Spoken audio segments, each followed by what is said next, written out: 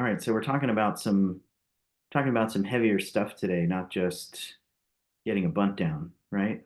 Well, yeah. I mean, but getting a bunt down is pretty heavy. We didn't get three bunts down in the first game of the season. We had to go 10 innings. If we got one bunt down, we win in seven. But yeah, this is a little bit heavier.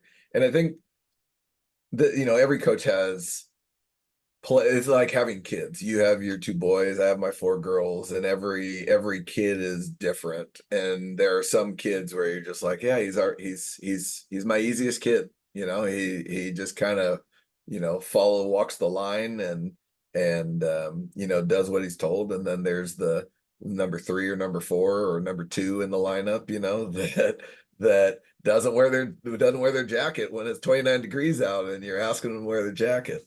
And that goes with players. We have players that walk the line that are easy to coach, and then there's some that don't walk the line. And it doesn't mean I don't love my third or fourth daughter less because they don't walk the line like one and two do. I love them exactly the same, and the same goes with players. But there are challenges. There are challenges with certain kids, and it requires more love. It requires more attention, and sometimes that love and attention is you only have 100% of it, and there's only so much to tap into, and then you start to lose the amount that you need at home for what really matters. And that's what we wanted to talk about today, was like, how do we balance that? How can I go home and do the most important job to the best of my ability, even though I take my job very seriously on the baseball field, but being a dad is the most important part, and I don't want to empty the tank where I have nothing left when I get home. I mean, that's a really tough question, and I don't know that that's limited to coaches. I think people bring work home with them, or people expend so much energy and so much effort and so much focus on work that it can be difficult to separate the two. And I mean, I'd ask you, how often do you get calls at home and things that you have to deal with while you're at home, and forget about being at the field? It's not just this open and shut book where it's like, okay, I left work today and now there's no work. Right. And that happens a lot. It happens all of the time.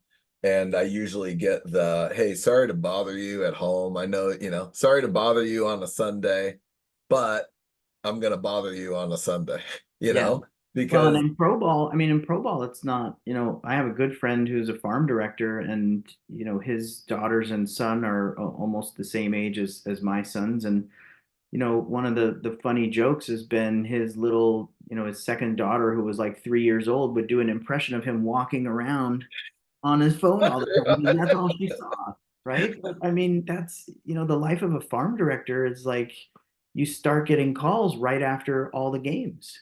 yeah, And so, you better be up and ready and on your phone from about 11 at night to 1 or 2 in the morning, because you might have to send a pitcher to Double A to cover some innings. You might have an injury and you got to send someone to Florida, right? Like, that never stops. And I think that's one of the things that you see with people in pro ball, that there is no line. There's no, punching a clock and how many hours are you working. It's all the time.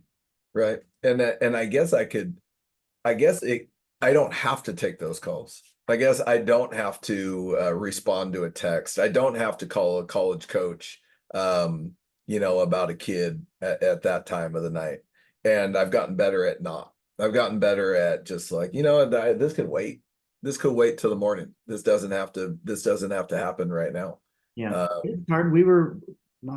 I think maybe our second summer here, I actually scheduled a vacation with my family, and we went to Bethany Beach in Delaware for almost a full week. And it's like, okay, well, this is a week where I think I can get away. And, we rent some bikes and we're about to go do some things, and I get a text from a guy in AAA, hey, can you talk? I'm like, okay. right. Um, and I go inside and I say, I gotta go talk to someone right now. And, it can be really important in those times. And but I think you're right. I think in general, most of the time, something that feels urgent isn't. Right. Uh, and I think I see that more. I see it a lot in the business world where people are just like, I have to return these calls, or I have to return a text within 10 minutes, or it's not good service, or that kind of thing. And I think if you just set up expectations better with people, then I think it can be easier to not feel like everything is an emergency. Right. And I am more mature now, I guess, and where I don't feel like I used to feel that pressure. I used to feel like, oh man, I gotta do this. Just like you felt the pressure too in Bethany Beach, to get on the call. And and now I'm starting not to. I'm trying not to. I'm trying Yeah. not to make it be something that, is that urgent or that important that I have to leave the dinner table, which those are the crushers, where I'm like, oh man, I gotta take this call and we're all sitting at the table like that. Well, I can I give you want, some advice on that one. don't do it. Don't bring your phone to the table. Well, right, for That's sure. that's what I've stopped doing, because even if I get a text that's unimportant, it's going to distract me if my phone's in my pocket. So I leave it over on the counter, and you know, I can make it 20 minutes without checking a text. And Right, right. No, and that's what we had to make a rule. We had to make a rule, and the rule was, well, it was for me. And now the teenage girls with their phones, now it's for them more, it's like no yeah. phones at the dinner table. No, But we no. had that rule. It's funny, we had that rule, and then I brought Gray, my oldest son, I brought him into the clubhouse with me one day on a Sunday morning, and I don't know, he was 5 or 6, and there were a couple, this was like in Philly in the big leagues, a couple guys just sitting there eating some breakfast and just scrolling on Twitter, or whatever they're doing while they're eating. And Gray goes up to this big leaguer and he goes, "There's no phones at the table." What did the guy say? I was like, "Come on, buddy, that's only at home." That's and so in our clubhouse, we don't have there is no cell phone rule. Like you can't have your cell phones in the clubhouse because we want them to interact with each other. We don't want them like 30 guys sitting on a couch just scrolling through their phones, not talking to each other. Like, they probably would text each other too. They're 5 feet away and they'd probably text each other instead of talk. So Yeah. we have a phone locker that they have to check their phones in. Ooh. Uh, yeah. So it'd be, I mean, and that's the same, and that's what we need to do at home. That's what we as coaches or whatever the occupation that you're in, you got to leave work at work and be home and keep home home Right, and but you're talking about something else though when you started that, right? You're not talking about work bleeding into home life. You're talking about I energy. I put everything into my team, and now I'm done for the day and I'm done. Right. Like I have nothing left for my family. Yeah. And it is and I'm still going, like I'm still doing it. I'm still grinding when I get home and I don't want to make it sound like I'm a deadbeat dad and I just come home and I freaking go to bed because I am very much like working. I'm very much with the girls, but it's like to get to that point of like helping with geometry homework or MUN homework or whatever it is, it's like, oh my gosh, man. Like I want to be, I not only want to help, like I want to be energetic with my help. I want to be as positive with my help as possible. Like I'm giving my players. I want to give my daughters the A game, and I want to give my players the A game, right? I want to give them my best effort, and I don't want it to come from like a reserve where it's going to kill me later in life because I have to, I have to expend this energy that I don't have. Yeah. And along with my wife, like I want to be able to give my wife as much energy as possible because, having kids and it, at the end of the day, the kids go to bed. It's like, all right, this is our time to be together as a couple, and I don't want to just like pass out, just sitting there, sitting upright and being passed out and snoring, I want to be able to like interact with her and give her my A game too. So, you know, that's the problem. That's the hard part for right now for me. Well, Because I think well, I don't know that there's an easy answer to that. Uh, no, but I think somewhere the answer is in being able to give everything to your team without trying so hard. I don't know if that's the right phrase, but I think there's a way to be present and to be active and to give your players what they need without it feeling so emotionally draining. right, And I think that is not all that different than the performance side for the players themselves, right? Like there are times when you can see guys are working too hard to just play the game. right. And maybe that's something you need to monitor in yourself is are you trying too hard as a coach and can you back off a little bit and be in fourth gear and still give everybody what they need? Right. I mean, I think I can. I think I think that's more just being more efficient, and being having more of a plan every day. Maybe writing stuff down of all the people that I need to talk to and make a checklist and, little things like that that could help because I think what zaps your energy is when you're reactionary and you are there's not a plan for the day. So let's just say like I got to like tonight, for example, we're gonna play a game and there's a couple starters that have been in the lineup that aren't gonna be in the lineup. And I have to have conversations with them. Like I will never write a lineup and pull someone out of the lineup that's typically in without a conversation. I think kids deserve that. There's also a couple kids that are new to the lineup where I got to be like, hey, it's a very simple job that we're asking you to do and kind of the expectations. And so like having that in my mind, knowing that I have to do that, if it's just in my mind, that stresses me out. But I think if I made a list, I wrote it down and like, all right, I got to talk to Jayton, I got to talk to Cheek, I got to talk to Cole, and write it out. And then like, hey, grab them and talk to them, and then check it off the list. Um, I think that would probably help me. I was thinking that that could help. But I think that's a those good little point. things stress me out. Well, so I think that's a great point because what you're saying is it's not the conversation that is draining, it's the thinking about the conversation that's Right, draining. right, Right? right. And so if you write it out or if you plan it out a little bit more, then you don't have to think about it all day long because you know you're going to do it at that time. Exactly. Exactly. And I think and that's the efficiency part of it, right? Um, put aside a part of my day where I'm going to practice plan, put aside a part of my day where I'm going to, do my scouting for the next game. Instead of just having that looming over me, just like, no, from 9:30 to 10, you're going to practice plan. From 10 to 10:30, you're going to do your scouts. You can have your meeting at lunchtime, all of that. I think being more efficient with my day will help.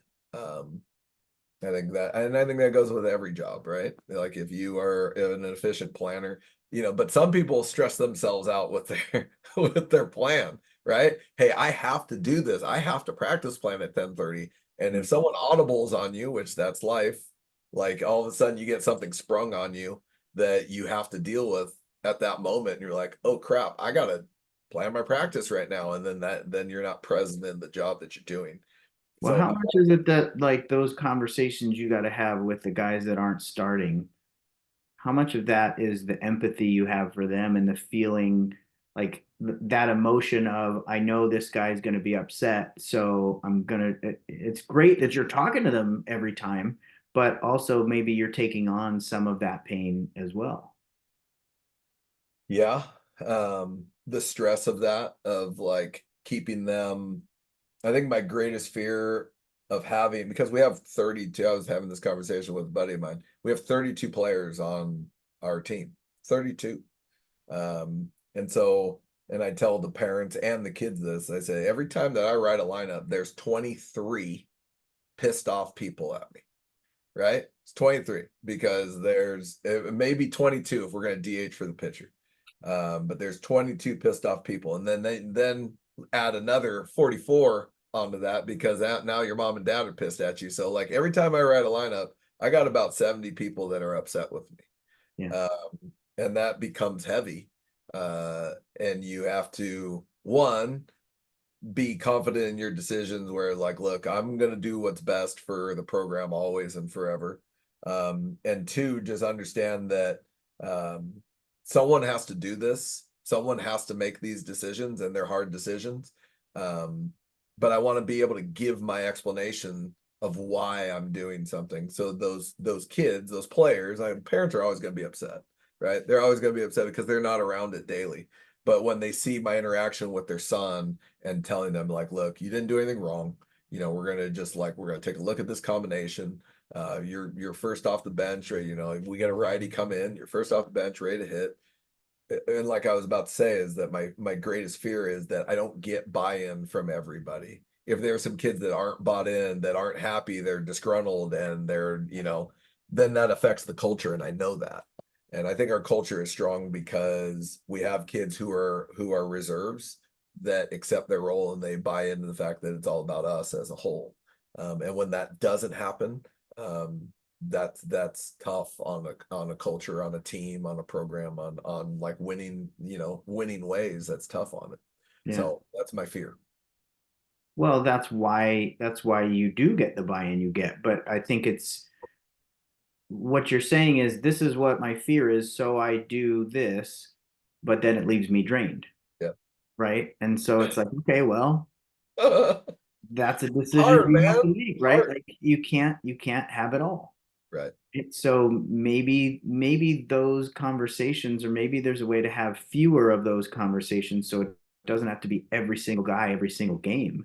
Right. Maybe you can set that up in the fall. Maybe you can set it up earlier, before the season starts and say, look, there are going to be days where you don't play.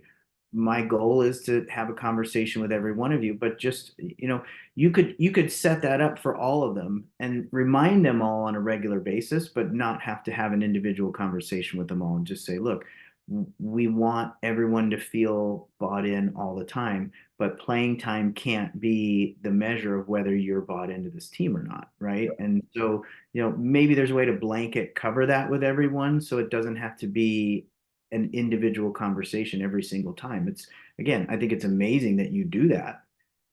It's hard to do that every single time. Yeah. And I think what you're describing is that takes a toll on you. Yeah. Sustainability is something that I never used, because when I was younger, I was just like, I can do it this way. I can coach this way. I can be a maniac at practice, and I can just freaking go 100% every single day for the rest of my career. Like this is easy. This is just a part of me. But now as I'm getting older, like I want sustainable habits as a coach where I'm not feeling what I'm feeling at, the last couple months. Now, Yeah. granted, it is a special time in our program, and we're going through something we never have gone through before. But that okay. But I still think there's different ways of handling it where it doesn't affect my home life. So we'll see. We'll see. I think I'm getting better. I'm getting a hold of it more and more. But I know there's other coaches out there. I know there's other professionals out there Yeah. that are dealing with this, and maybe more than I even can imagine. And so it's just finding that balance. You know what I've been doing? I've been cold plunging in the morning. Okay. Okay. Cold Good for plunging you. every morning at 6:30 in the morning. It's 41 degrees in the water. Southern California mornings at Huntington Beach is about 48, 53. You go outside, jump in the water for 3 minutes and get out. But I'm just trying to meditate. And That's in a cold tub, or you're actually going in the ocean? no, it's a cold tub. So we have one in our backyard, and it has like a chiller on it and everything. And so it just keeps it at 41. And dude, it is hard. It is so hard. But since I've been doing that, it does it does affect my day in a better way. Like I can feel, because it's so hard. Like starting your day with that is so freaking hard. It is so hard. It is I can't even explain to you. Like standing above that water, thinking I'm about to freeze my ass off right now as I jump in this thing. That's But how I feel. That's pretty much how I feel every time I go running from November to March. right, right. I was gonna say you just walk It's about outside. it's about like being willing to go outside at that time. Yeah. Yeah, right. You do a cold plunge, just an air plunge every time you walk out the front door. Now imagine doing that in your bathing suit. Yeah. You know Yeah. what I mean? But it is, I But mean, that's a huge barrier for me when I run is just that discomfort of going out in 29 degrees right, and you know, about 6 minutes into it, you feel great. But it's those first few minutes of getting warm that are really difficult. right. And the discipline of it, and that was the point that I was getting to. The discipline of doing it, and it's not a choice anymore. It's not whether you want to do, like, I could wake up and say, I really don't want to do this, but like I'm doing it.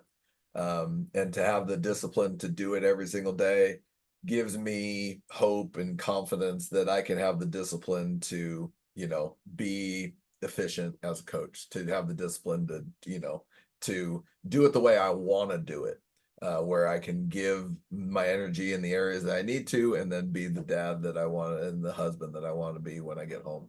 So, Well, so I think something that I would say that's universal, or regardless of whether you're, what your position is, if you're a player, a coach, a CEO, I think separating from one thing to the next is important, right? And that's where when people talk about having a routine, that's an important routine to be able to have that says, now I switch from being a coach to being a dad.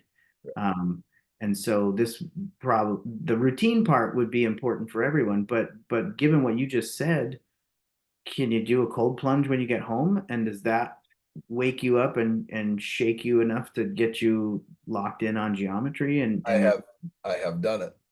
I've done it. does that work? When I feel like gassed, and like after dinner a couple times I've just laid on the ground and like fallen asleep, like kind of nodded off and like, all right, I can't, like, and it's 7:45, right? And like Yeah. I can't do this. So I go and I get my bathing suit on and I go cold plunge at night, and and then that gives me a shot of energy that I need to get through it. Now, I don't want to have to do that every freaking time, because two cold plunges a day is gonna stop my heart at one point, but uh, but it does help. It does help for Well, sure. so you don't have to do a cold plunge.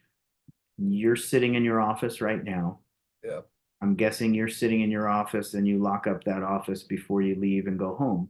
yeah, So maybe there needs to be a 1 or 2 minute just decompress of just, thinking through, taking some deep breaths, thinking through what happened today and leaving it at the ballpark that may help energize you in the same way that a cold plunge would. right. I I said this on another podcast about my dad, because my dad would come home and he would have an enormous amount of energy when he got home, right? And he would leave at 4:30 in the morning to go to Ontario, and he would come back, and he had to work that night because he worked at the jail and he was a teacher at the jail. So he Mm. had like a 3-hour window to be with us, and it was always a good 3 hours. You know Yeah. what I mean? And I don't know if because Ontario was 25, 30 minutes away, and maybe he had his opportunity to decompress then. But I always said he could switch it off. He could switch off work and then be who he wanted to be. And I guess my 1 minute drive to my house isn't long enough. So I think, Maybe. Yeah. because it's like I get in my car and I go home and I still have the adrenaline of Yeah. practice or the game or whatever. But And I was just talking about this on a podcast as well, that I think people have a morning routine to start the day. People don't have an end of day routine that helps true. them, let go of everything. But everybody wants to start the day well, but then they don't end the day well. Right. I am a crappy finisher of the night for sure. Yeah. Crappy. So, and that's a really good point. But like my day to start, like the way I wake up, the whole routine of the lunches and everything, it is like set Yeah. and it's efficient and it's good. But yeah, I think coming home has got to be the same. Well, I don't think it has to be long. I did try 1 or 2 minutes. Set your timer on your phone. Give yourself 2 minutes. Just process everything, or just like have yourself saying, okay, I'm switching to dad mode now, right? And have it just be about that, not even thinking about baseball anymore, just about that switch. Right. Yeah. I'm going to do that. I'm going to do that today. Okay. Thank you. Yeah, you're welcome. That helps. Oh man.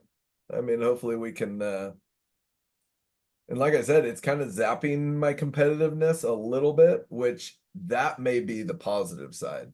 Um, I think I shouldn't say zap because that sounds negative.